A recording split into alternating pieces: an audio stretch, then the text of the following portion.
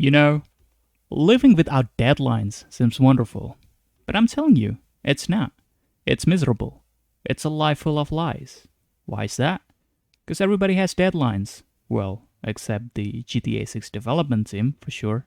But the only question is whether people formalize their deadlines or not. Because when you think about it, our life has a deadline. Our body has deadlines. Society gives you unwritten deadlines as well. Even your money has deadlines. Sure, you can shrug it off and pretend that you have all the time in the world. Then all of a sudden you turn 28 and you get to see all of your friends having a kick-ass career while posting their vacation photos on Bali with their true love.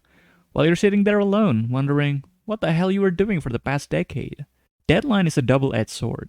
Having too much of it can literally shorten your lifespan, but having none can literally shorten your potentials.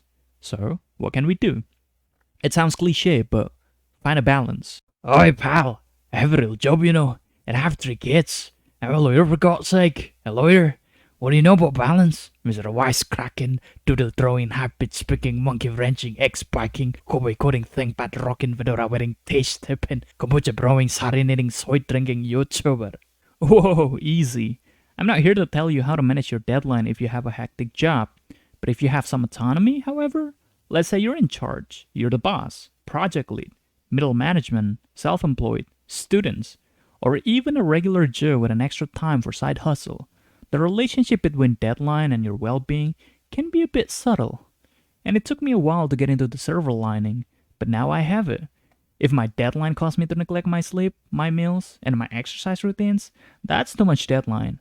I wouldn't bother trying to advance my career at this moment. I would just hang on, suck it up till I have more tolerance, and just try to get by.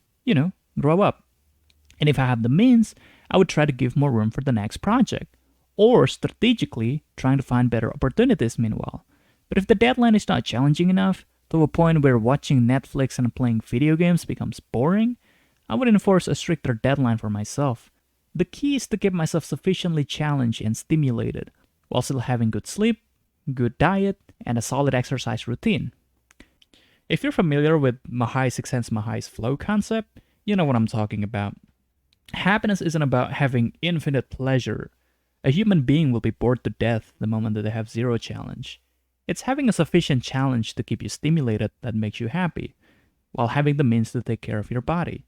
But you might be saying, yeah, I know all of that. But how exactly can I do it? Well, that's a topic for another video. I'll see you next week. Ciao.